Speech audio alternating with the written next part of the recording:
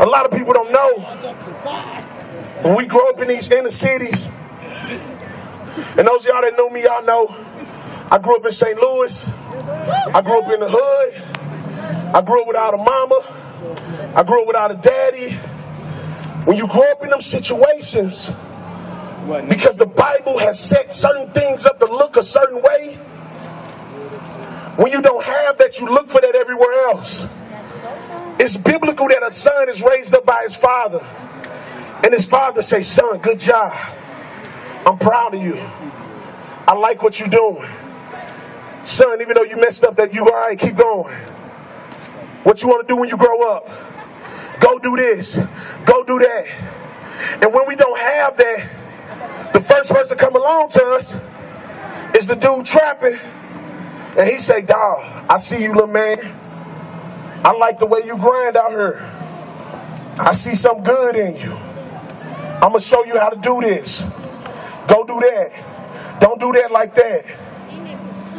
And when you're raised up and that void is being filled by something, and it's feeling like genuine love, and you're looking for that affirmation, you're looking for somebody to push you along, and when that's the person run into you, you're willing to die for whatever they believe in.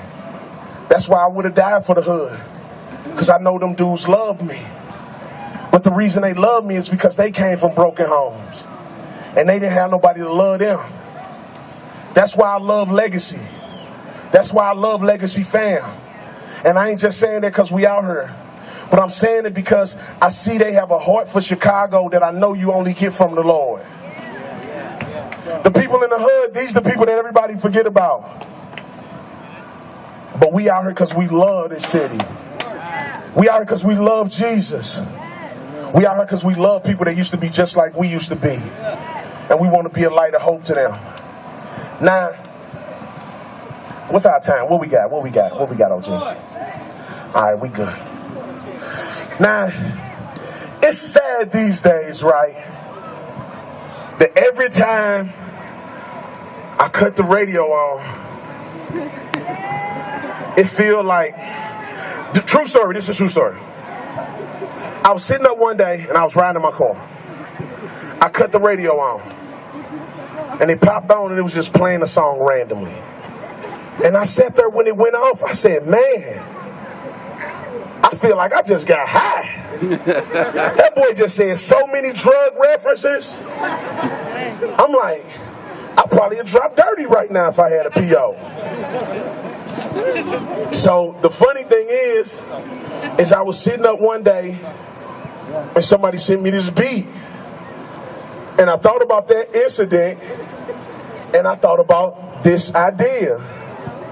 And it's crazy how every time I cut my radio on, all I heard is songs about dope, dope, dope, dope, right?